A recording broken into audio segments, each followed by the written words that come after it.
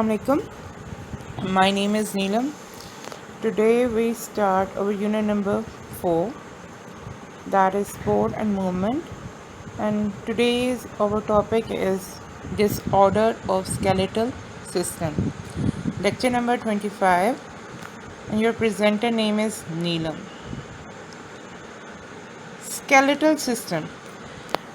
The diseases that are associated to your skeletal system is known as disorders of skeletal system. Number one is the osteoporosis. It is a bone disease in adult, especially in old people. It is most often common in old women.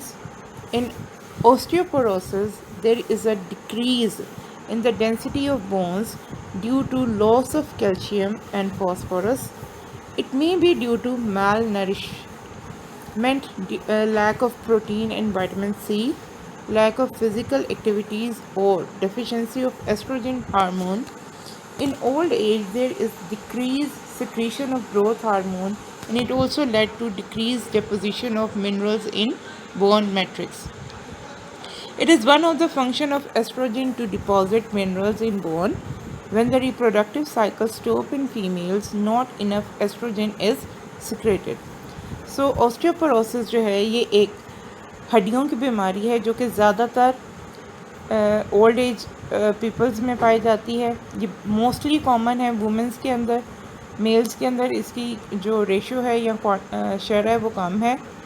और इस disease में होता क्या है कि आपकी हड्डियों के अंदर कैल्शियम और फॉस्फोरस की जो क्वांटिटी है वो कम हो जाती है। अब ये क्वांटिटी किस वजह से कम हो सकती है? हो सकता है कि आप अपनी डाइट प्रॉपरली ना ले रहे हों जिसमें प्रोटीन और विटामिन सी की कमी हो।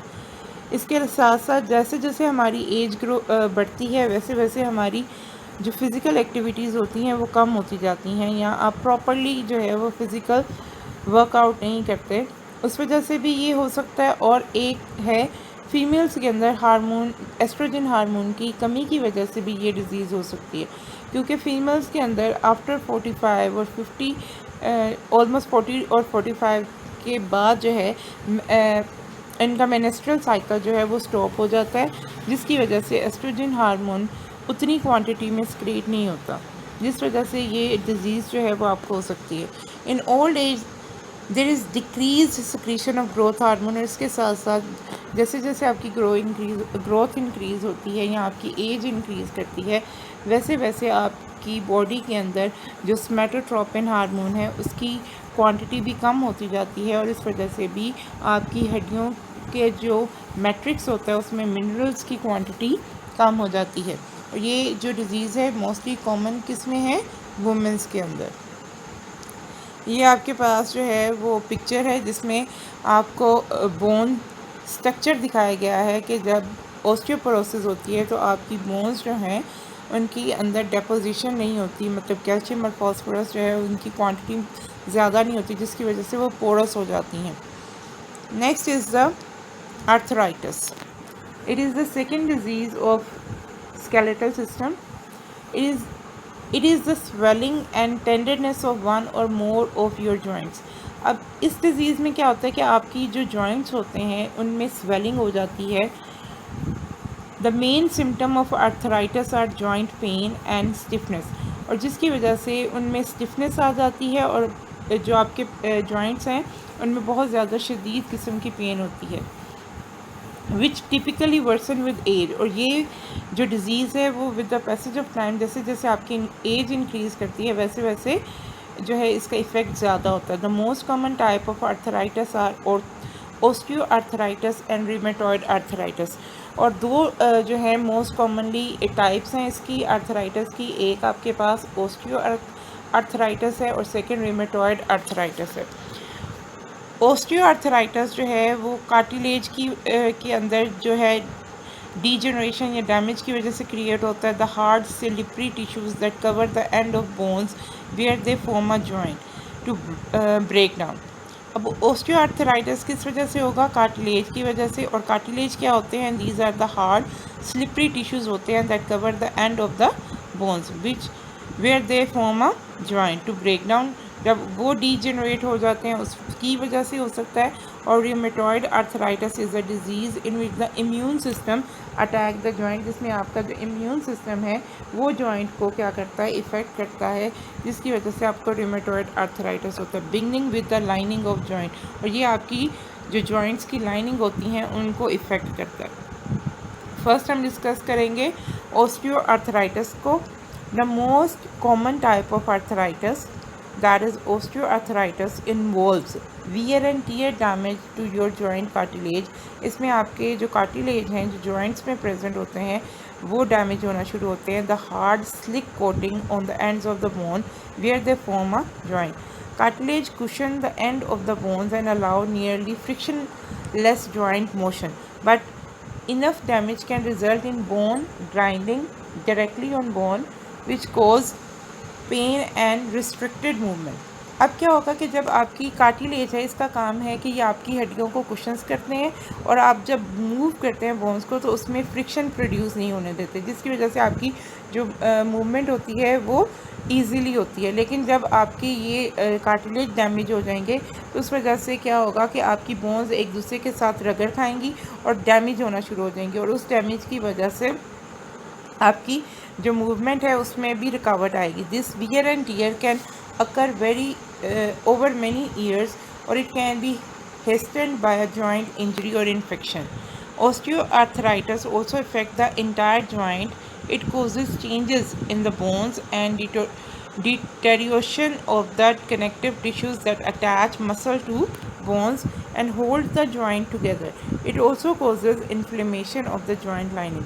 अब इसकी वजह से क्या होता है कि एक तो ये आपकी इफ़ेक्ट करती है इंटायर जॉइंट को, उस वजह से आपकी बोन्स और आपकी जो कनेक्टिव टिश्यूज़ हैं वो भी डैमेज हो सकते हैं, जो कि आपकी बोन्स और को एक दूसरे या मसल्स के साथ अटैच करते हैं। इसके अलावा आपकी जॉइंट की लाइनिंग में क्या हो जाती है, सोजिश हो जाती है, इन्फ्लेमेशन हो जाती है। Next type of joint is the rheumatoid arthritis.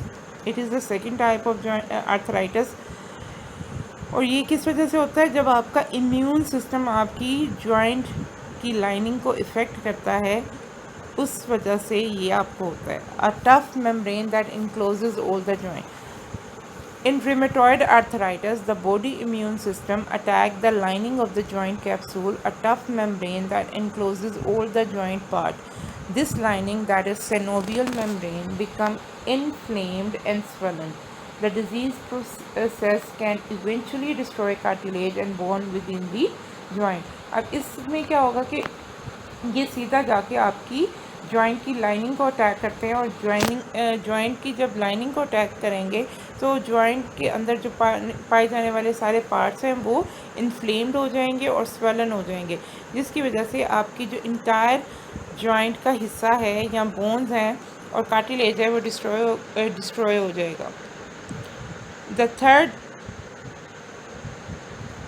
skeletal disorder is the gout. Is a most common and complex form of arthritis. ये arthritis की जो है most common और complex form है that can affect anyone.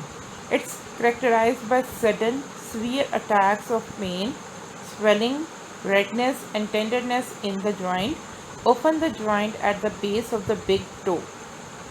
An attack of gout can occur suddenly, often waking you up in the middle of the night with the sensation that your big toe is on fire.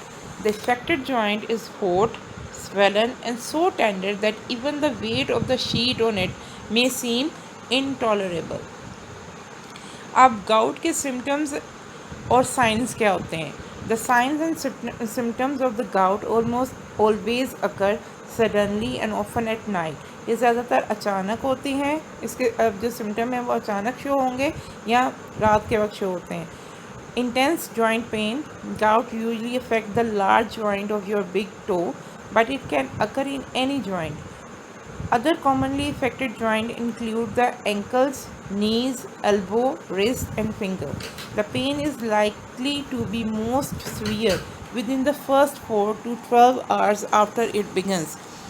Lingering discomfort. After the most severe pain subsides, some joint discomfort may last from a big days to a few weeks. Later attack are likely to last longer and affect more joints. अब इसके causes क्या हैं? Gout occur when urate crystal accumulate in your joint, causing the inflammation and intense pain of a gout attack. Urate crystal can form when you have high level of uric acid in your blood. Your blood produces uric acid when it breaks down purines, substances that are found naturally in your body. Purines are also found in certain foods such as steak, organ meat, and seafood.